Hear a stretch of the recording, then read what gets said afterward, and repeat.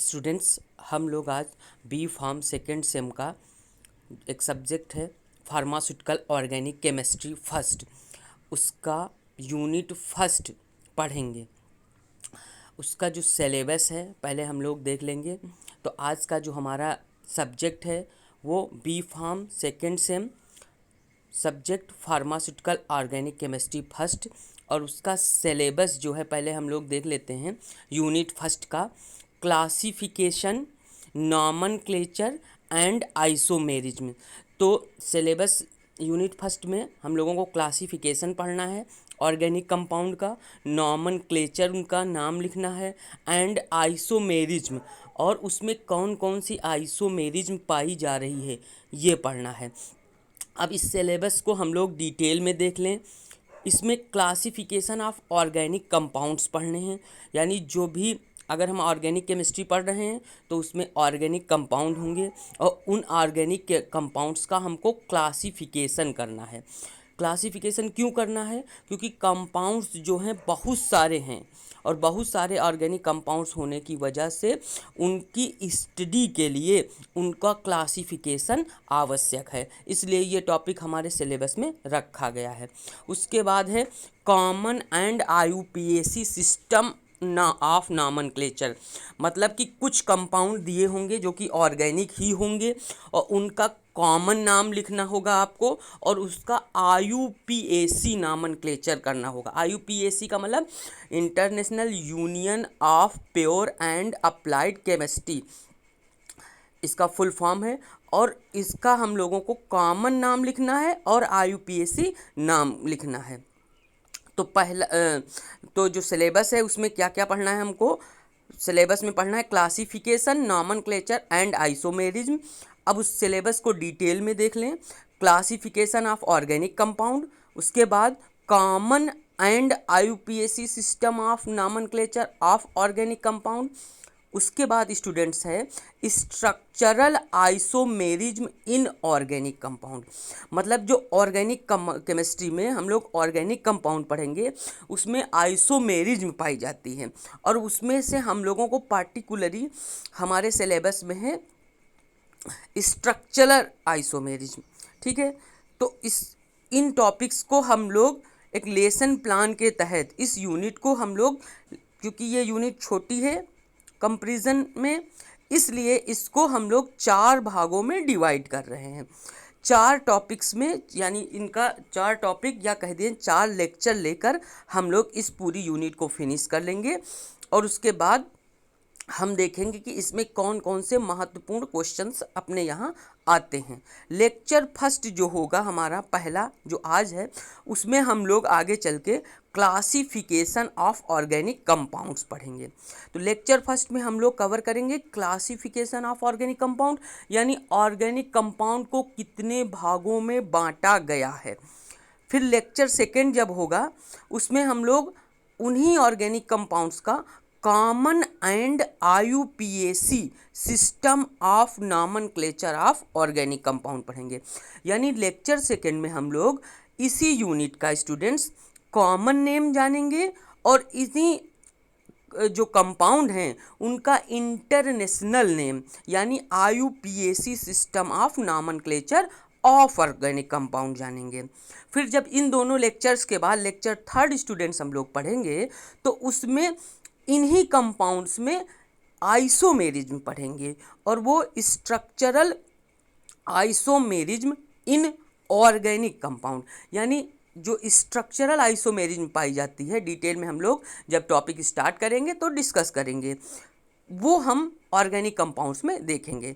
तो lecture third हम लोगों का होगा structural isomerism in organic compound, and lecture four जो है वो होगा मेटामेरिज्म एंड टाटोमेरिज्म। ये लेक्चर अपने आप में थोड़ा सा इम्पॉर्टेंट है और थोड़ा सा बड़ा है, इसलिए इसको एक अलग सेपरेट लेक्चर में हम लोग पढ़ लेंगे। That is our lecture 4, metamerism and tautomerism. अब स्टूडेंट्स, जैसे कि अब हम लोग अगर लेक्चर फर्स्ट स्टार्ट कर रहे हैं तो लेक्चर फर्स्ट हम लोगों को कौन सा है? लेक्चर फर्स्ट हम लोगों का है स्टूडेंट्स, टॉपिक है क्लासिफिकेशन ऑफ ऑर्गेनिक कंपाउंड, जैसा कि हमने लेक्चर फर्स्ट में जब सीक्वेंस देखा था तो देखा था। अब टॉपिक में लेक्चर फर्स्ट है हमारा क्लासिफिकेशन ऑफ ऑर्गेनिक कंपाउंड्स, आज इसी की बात होगी।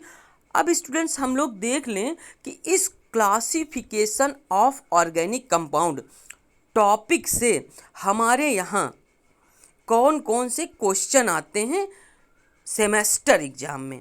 तो अनसॉल्व्ड हम लोगों ने निकाला है 2017 और 18 में एक क्वेश्चन आया है स्टूडेंट, इसको पढ़ते हैं। Give the detail classification of organic compounds, ये 7 मार्क्स में आया है। तो मतलब कि जो ऑर्गेनिक कंपाउंड्स का क्लासिफिकेशन है उसको हमको करना है इसमें, और ये 7 मार्क्स में क्वेश्चन आया है। इसके अतिरिक्त क्वेश्चंस अगर जो प्रोबेबिलिटी है, संभावना है आ सकती है, सिलेबस में अगर आते भी हैं तो इन्हीं क्वेश्चन जो नीचे कुछ शॉर्ट आंसर टाइप क्वेश्चन दिए हुए हैं, इन्हीं में से नए क्वेश्चंस अपने सेमेस्टर एग्जाम में बन सकते हैं। जिसमें स्टूडेंट्स क्वेश्चन नंबर 2 हम लोग देख लें, what is a cyclic compound. Question number 3 हम लोग देख लेते हैं, what is cyclic compound. Question number 4 देख लेते हैं, what is homocyclic compound. Question number 5 आ सकता है, what is heterocyclic compound. Question number 6 आ सकता है, व्हाट इज एलिसाइक्लिक कंपाउंड। और क्वेश्चन नंबर 7 इस टॉपिक से स्टूडेंट बन सकता है, व्हाट इज एरोमेटिक कंपाउंड्स। तो इस तरीके से शॉर्ट आंसर अगर के रूप में क्वेश्चन आ सकते हैं, तो इस तरीके से 5-6 छोटे छोटे क्वेश्चन बन सकते हैं। और इन्हीं छोटे क्वेश्चन से एक लॉन्ग आंसर भी, जैसे कि ऊपर आप देख रहे हैं, give the detail classification of organic compounds, ये क्वेश्चन आ सकता है। अब स्टूडेंट्स हम लोगों ने अभी तक क्या पढ़ लिया है कि क्या क्या समझ लिया है कि टॉपिक हमारा लेक्चर फर्स्ट है क्लासिफिकेशन ऑफ ऑर्गेनिक कंपाउंड, और उसमें कैसे क्वेश्चन आते हैं अनसॉल्व्ड में। तो 2017-18 में क्वेश्चन आया है, क्वेश्चन नंबर 1 3A, यानी जो अनसॉल्व्ड में जाके क्वेश्चन नंबर 3 का ए पार्ट देखेंगे आप 2017-18 के, तो वहाँ पर लिखा हुआ है give the detail classification of organic compounds. Short answer में इस तरीके से क्वेश्चन बन सकते हैं जो नीचे दिए हैं। जैसे क्वेश्चन नंबर 2 दिया है, what is a cyclic compound. Question number 3 दिया है, what is cyclic compound. Question number 4 दिया है, what is homocyclic compound. Question number 5 दिया है, what is heterocyclic compound. Question number 6 दिया हुआ है, what is a cyclic compound. And question number 7 and final जो है, व्हाट इज एरोमेटिक कंपाउंड्स। तो अब स्टूडेंट्स हम लोगों को अभी तक ये जानकारी हो गई कि इस टॉपिक से क्या इम्पोर्टेंट क्वेश्चन आया है प्रीवियस ईयर में, और अगर नए सालों में आने की संभावना है तो इस टॉपिक से कौन से क्वेश्चन बन सकते हैं। अब हम लोग अपना जो टॉपिक है क्लासिफिकेशन ऑफ ऑर्गेनिक कंपाउंड्स, उसको आगे डिटेल में पढ़ेंगे। जब डिटेल में उन क्वेश्चंस को हम लोग कंडक्ट करेंगे तो ये सारी प्रॉब्लम्स, ये सारे क्वेश्चंस उसमें आ जाएंगे। ठीक है, तो हम लोग स्टार्ट करते हैं क्लासिफिकेशन ऑफ ऑर्गेनिक कंपाउंड्स। तो अगर सबसे पहले जब हम लोग ऑर्गेनिक कंपाउंड्स पढ़ते हैं तो पहले जान लेते हैं एक लाइन कि ऑर्गेनिक कंपाउंड्स क्या होते हैं। तो ऐसे कंपाउंड्स जिसमें कार्बन और हाइड्रोजन उनका रिलेटिव अमाउंट ज़्यादा हो, वो ऑर्गेनिक कंपाउंड्स कहलाते हैं। Those compounds in which the relative amount of carbon and hydrogens are more, they are called organic compounds. फिर से हम बता देते हैं ऑर्गेनिक कंपाउंड्स क्या होते हैं। ऐसे कंपाउंड जिसमें कार्बन और हाइड्रोजन का रिलेटिव अमाउंट, यानी तुलनात्मक दृष्टि से बहुत सारे आइटम होने के बावजूद कार्बन और हाइड्रोजन जिस कंपाउंड में ज़्यादा होते हैं, that is called organic compounds. अब एक क्वेश्चन कभी कभी पूछ लेता है कि कौन सा सबसे पहला सिंथेसाइज ऑर्गेनिक कंपाउंड्स है। तो first synthesize lab in lab organic compound है यूरिया, NH2CO NH2। तो first synthesize organic compound in lab है यूरिया स्टूडेंट्स। तो ये चीज़ याद रखने की ज़रूरत है students. Organic compound living organism plant and animal से मिलते हैं, मेमोराइज रखिएगा, point to be noted. And inorganic compounds in students rocks से, जैसे सल्फेट, जैसे कार्बोनेट, ये सारे रॉक से यानी नॉन लिविंग ऑब्जेक्ट से मिलते हैं। तो ऑर्गेनिक कंपाउंड्स कहाँ से मिलेंगे, जैसे प्रोटीन है, जैसे स्टार्च है, ये ऑर्गेनिक कंपाउंड्स हैं। और ये living organism like plants and animal से ऑब्टेन्ड होते हैं। और जो इनऑर्गेनिक कंपाउंड्स हैं स्टूडेंट्स, जो इनऑर्गेनिक कंपाउंड्स हैं वो स्टूडेंट्स कहाँ से मिलेंगे आपको, तो वो आपको मिलेंगे जैसे कि रॉक्स है जिसमें से सल्फेट या कार्बोनेट्स प्राप्त होते हैं। क्लियर है। तो ऑर्गेनिक कंपाउंड्स फिर से एक बार जो है हम लोग रिवाइज कर देते हैं। ऑर्गेनिक कंपाउंड्स लिविंग ऑर्गेनिज्म से प्राप्त होगा, जैसे कि प्लांट और एनिमल। और ऑर्गेनिक कंपाउंड का एग्जाम्पल है स्टार्च, प्रोटीन। इनऑर्गेनिक कंपाउंड्स कहाँ से मिलते हैं, inorganic compounds non living object से मिलते हैं, जैसे कार्बोनेट्स, सल्फेट्स। अब फिर से स्टूडेंट्स हम लोग वापस आते हैं, ये थोड़ा एडिशनल जानकारी थी जो कि स्टूडेंट्स को जानना ऑर्गेनिक केमिस्ट्री पढ़ने के समय ये चीज़ जाननी जरूरी है। Classification of organic compound.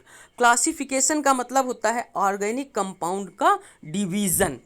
क्योंकि बहुत सारे ऑर्गेनिक कंपाउंड्स पाए जाने लगे, इसलिए उनकी क्वालिटीज़, उनकी प्रॉपर्टी की स्टडीज़ के लिए, उनके प्रॉपर स्टडी के लिए हमको डिफ़िकल्टी होने लगी, इसलिए इस कंपाउंड्स को क्लासीफाई कर दिया गया।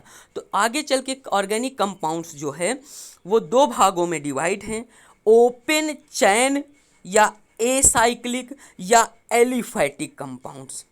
ओपन चैन माने चैन खुली है, रिंग लाइक स्ट्रक्चर नहीं है।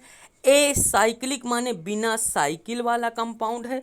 और या नेक्स्ट और है इसी का नाम एलिफैटिक कंपाउंड। तीनों स्टूडेंट एक ही हैं, चाहे कहिए ओपन चैन कंपाउंड, चाहे एसाइक्लिक कंपाउंड, चाहे एलिफैटिक कंपाउंड। दूसरा ऑर्गेनिक कंपाउंड दूसरी साइड इसी एरो में देखिए, तो इसी को डिवाइड किया गया है। अब पहले स्टूडेंट्स इसका एग्जाम्पल देख लेते हैं ये फिनिश करके। तो CCC यानी देखिए कोई भी फर्स्ट कार्बन और लास्ट कार्बन आपस में जुड़ा नहीं है, यानी पूरी चैन ओपन है। यानी जो एल्केन टाइप के कंपाउंड होंगे या एल्कीन टाइप के कंपाउंड होंगे या एल्काइन टाइप के कंपाउंड होंगे, जिनका पहला कार्बन, ऐसे समझ लीजिए आप लोग, ऐसे कंपाउंड जिनका पहला कार्बन और अंतिम कार्बन आपस में जुड़ा ना हो, वो क्या कहलाएंगे, alkanes. The compound whose first carbon and last carbon is not attach to each other is called open chain compound. Next जो सेकेंड पार्ट है स्टूडेंट्स इसी का देखिए, ओपन चैन या एसाइक्लिक कंपाउंड या एलिफैटिक कंपाउंड को के साइड दूसरी साइड जाइए तो लिखा हुआ है क्लोज चैन या साइक्लिक कंपाउंड्स। तो what is close chain compound, इनको डिटेल में हम लोग पढ़ेंगे, लेकिन यहाँ समझ लें, पढ़ रहे हैं तो समझ लें what is close chain compound. तो a compound whose first carbon और last carbon, a compound whose first carbon and last carbon is attached to each other is called closed chain compound। ऐसा कंपाउंड जिसका पहला carbon और अंतिम carbon आपस में जुड़ा हो क्लोज चैन कंपाउंड कहलाता है। स्टूडेंट्स ये कंपाउंड रिंग में होंगे या साइकिल में होते हैं। इसका एग्जाम्पल है प्रोपेन। तो इस तरीके से पहला पार्ट हम लोगों ने, पहला डिवीजन ख़त्म किया क्लासिफिकेशन ऑफ ऑर्गेनिक कंपाउंड का। ऑर्गेनिक कंपाउंड्स दो पार्ट्स में डिवाइड हैं स्टूडेंट्स, ओपन चैन या उसी को एसाइक्लिक या उसी को एलिफैटिक कंपाउंड्स एग्जाम्पल है हाइड्रोकार्बन कह सकते हैं, या एल्केन, एल्कीन, एल्काइन, ये ओपन चैन कंपाउंड के एग्जाम्पल हैं। दूसरा है क्लोज चैन कंपाउंड या स्टूडेंट्स जो होता है रिंग लाइक कंपाउंड, और इसका एग्जाम्पल है propane. Now students move to next topic, next subcategory open chain की तरफ देखें हम लोग। पहले ओपन चैन को आगे फिनिश करते हैं। ओपन चैन कंपाउंड या एसाइक्लिक कंपाउंड या एलिफैटिक कंपाउंड्स को आगे स्टूडेंट्स दो भागों में डिवाइड किया गया है। पहला भाग है सैचुरेटेड कंपाउंड या इसी को हम लोग सैचुरेटेड हाइड्रोकार्बन कहते हैं। दूसरा भाग है स्टूडेंट्स अनसैचुरेटेड कंपाउंड। जो सैचुरेटेड कंपाउंड है उसको पहचानने का तरीका है कि उसके कार्बन कार्बन के बीच में सिंगल बॉन्ड होता है। तो सैचुरेटेड इसको हाइड्रोकार्बन भी कहते हैं क्योंकि इसमें केवल कार्बन और हाइड्रोजन ही पाए जाते हैं। तो ओपन चैन कंपाउंड को दो भागों में विभाजित किया गया है। The open chain compound is divided into two part. First is called saturated compound and other is called unsaturated compound. अब सैचुरेटेड कैसे पहचानेंगे? कौन सा कंपाउंड सैचुरेटेड है? तो जिसके कार्बन कार्बन के बीच में सिंगल बॉन्ड होता है। जैसे एग्जाम्पल दिया है एक प्रकार का ये एल्केन, और ये एल्केन जितने हैं वो सारे सैचुरेटेड कंपाउंड हैं। अनसैचुरेटेड कंपाउंड कौन से होते हैं? जिनके कार्बन कार्बन के बीच में डबल या ट्रिपल बॉन्ड होता है, उन्हें अनसैचुरेटेड कंपाउंड्स कहते हैं। फिर से समझें, अनसैचुरेटेड कंपाउंड्स जिनके कार्बन कार्बन के बीच में डबल बॉन्ड यानी एल्कीन एक अनसैचुरेटेड कंपाउंड है। फिर कार्बन कार्बन के बीच में ट्रिपल बॉन्ड एल्काइन एक अनसैचुरेटेड कंपाउंड है। क्लियर है स्टूडेंट्स? यहाँ तक कोई डाउट? फिर से एक बार इतना पार्ट बता देते हैं सैचुरेटेड अनसैचुरेटेड। ओपन चैन कंपाउंड्स जब हम लोग देखते हैं तो ऑर्गेनिक केमिस्ट्री में ओपन चैन कंपाउंड, उसके जो दो नाम और हैं उसको भी अगर ऐड कर लें, acyclic compound and aliphatic compounds, इसको दो भागों में डिवाइड किया गया है। जब भी हम एसाइक्लिक या ओपन चैन की बात करते हैं तो हमारे दिमाग में ये होता है कि उसमें कोई रिंग लाइक स्ट्रक्चर नहीं है, यानी खुली चैन है। मतलब दो सिरे खुले होंगे, उसके आपस में जुड़े नहीं होंगे, छल्ला नहीं होगा, रिंग नहीं होगी। ठीक, तो सैचुरेटेड कंपाउंड यानी कार्बन कार्बन के बीच में सिंगल बॉन्ड, और अनसैचुरेटेड कंपाउंड यानी कार्बन कार्बन के बीच में डबल बॉन्ड। तो अनसैचुरेटेड कंपाउंड इसी को अनसैचुरेटेड हाइड्रोकार्बन भी कहते हैं। क्यों अनसैचुरेटेड हाइड्रोकार्बन कहते हैं? क्योंकि इसमें एक तो डबल बॉन्ड है या ट्रिपल बॉन्ड है तो अनसैचुरेटेड कहेंगे, और हाइड्रोजन है और कार्बन है, इसीलिए इन्हें अनसैचुरेटेड हाइड्रोकार्बन कहते हैं। तो एक टॉपिक इस साइड का हम लोगों ने ख़त्म कर लिया। ओपन चैन या एसाइक्लिक कंपाउंड या एलिफैटिक कंपाउंड को दो भागों में बांटा गया है, saturated compound and unsaturated compound. Saturated compound का मतलब कार्बन कार्बन के बीच में सिंगल बॉन्ड यानी एल्केन, एंड अनसैचुरेटेड कंपाउंड का मतलब कार्बन कार्बन के बीच में डबल बॉन्ड यानी एल्कीन, या कार्बन कार्बन के बीच ट्रिपल बॉन्ड यानी एल्काइन। अब ये पार्ट ख़त्म हो गया। अब हम लोग ओपन चैन से दूसरी तरफ शिफ्ट होते हैं, क्लोज चैन या साइक्लिक कंपाउंड। स्टूडेंट्स, क्लोज चैन या साइक्लिक कंपाउंड आगे देखिए जो एरो आया है नीचे।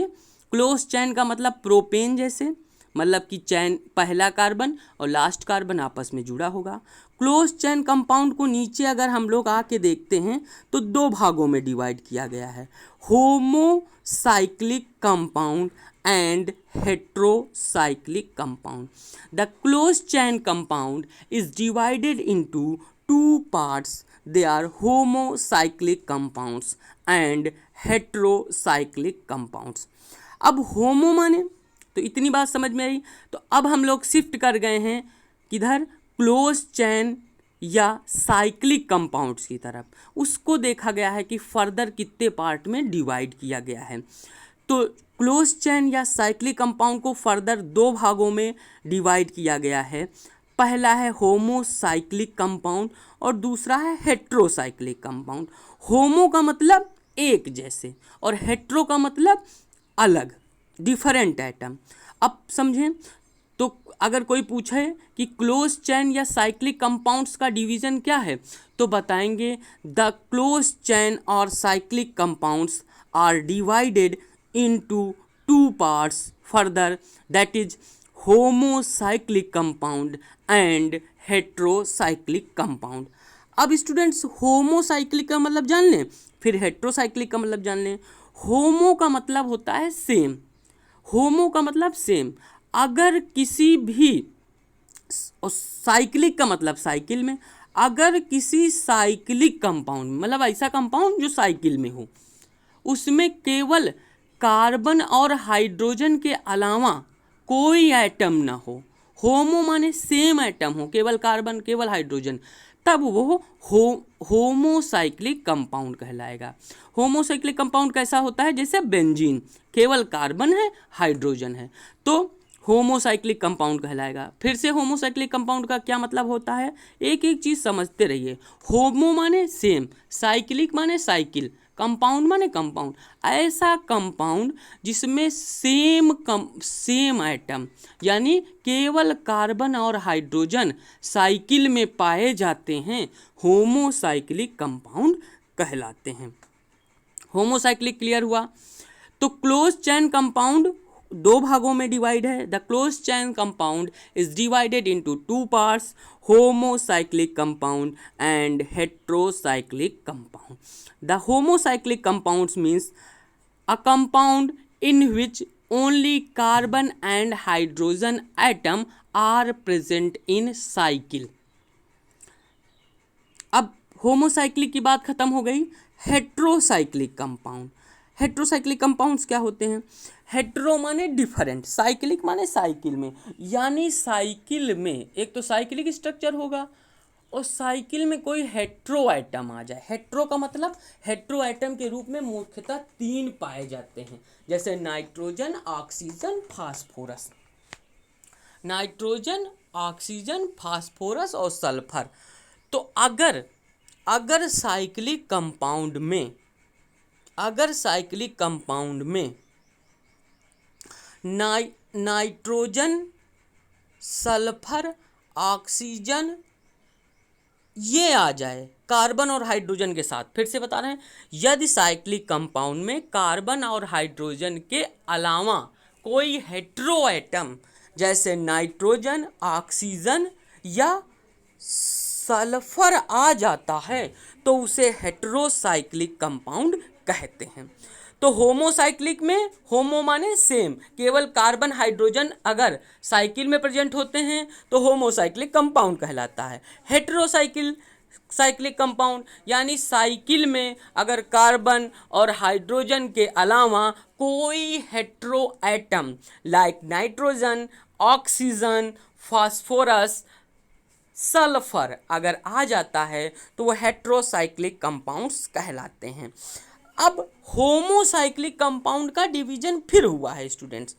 होमोसाइक्लिक कंपाउंड का डिवीजन हुआ है alicyclic compound and aromatic compound.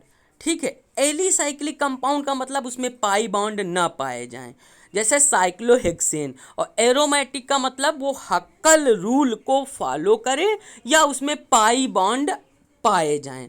तो होमोसाइक्लिक कंपाउंड को अब डिवीजन किया गया है दो भागों में। होमोसाइक्लिक कंपाउंड लाइन के इस साइड देखिए, alicyclic compounds and aromatic compound. Alicyclic compounds क्या होते हैं, जिसमें पाई बॉन्ड अल्टरनेट ना पाए जाएं, एलिसाइक्लिक कंपाउंड कहलाते हैं। इसी को और आगे अगर हम डिटेल में पढ़ेंगे तो कहेगा कि हक्कल रूल को फॉलो ना करे, क्राइटेरिया ऑफ एरोमेटिसिटी को फॉलो ना करे। ठीक है, तो एलिसाइक्लिक कंपाउंड हो गए। अब एरोमेटिक कंपाउंड क्या हो गए, ऐसे कंपाउंड जिनमें पाई बॉन्ड पाया जाए और क्लोज रिंग में तो हो ही, मतलब क्राइटेरिया ऑफ एरोमेटिसिटी को फॉलो करे। अभी समझ ले देखने के अंतर, अगर अगर एलिसाइक्लिक कंपाउंड में पाई बॉन्ड पाए जा रहे हैं, नहीं पाए जा रहे हैं, सॉरी, एलिसाइक्लिक कंपाउंड में पाई बॉन्ड नहीं पाए जा रहे हैं और एरोमेटिक कंपाउंड में पाई बॉन्ड पाए जा रहे हैं।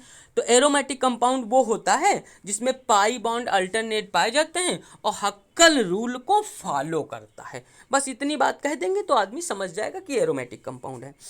तो होमोसाइक्लिक कंपाउंड दो भागों में डिवाइड हुआ, alicyclic compound and aromatic compound. अब ये एरोमेटिक कंपाउंड फर्दर दो भागों में डिवाइड होता है, benzenoid aromatic compound and non benzenoid aromatic compound. तो इसको इतना याद कर लेंगे, होमोसाइक्लिक कंपाउंड दो भागों में डिवाइड होगा, एलिसाइक्लिक कंपाउंड, एरोमेटिक कंपाउंड। अब एलिसाइक्लिक कंपाउंड यहीं स्टॉप हो जाता है। जो एरोमेटिक कंपाउंड है वो बेंजीनोइड एरोमेटिक कंपाउंड और नॉन बेंजीनोइड एरोमेटिक कंपाउंड्स को में डिवाइड है। तो एरोमेटिक कंपाउंड का किस में डिवाइड है, बेंजीनोइड एरोमेटिक कंपाउंड और non benzenoid aromatic compound. Students in दोनों टॉपिक को हम लोग अलग से लेक्चर में पढ़ेंगे, इसलिए डिटेल में अभी हम लोग केवल क्लासिफिकेशन पढ़ रहे हैं। तो जब डिटेल में पढ़ेंगे तो इनके विषय में भी डिस्कस करेंगे। तो स्टूडेंट्स इतना ही रखते हैं। इसके बाद का जो होमोसाइक्लिक कंपाउंड्स तो हम लोगों ने पूरा पढ़ लिया।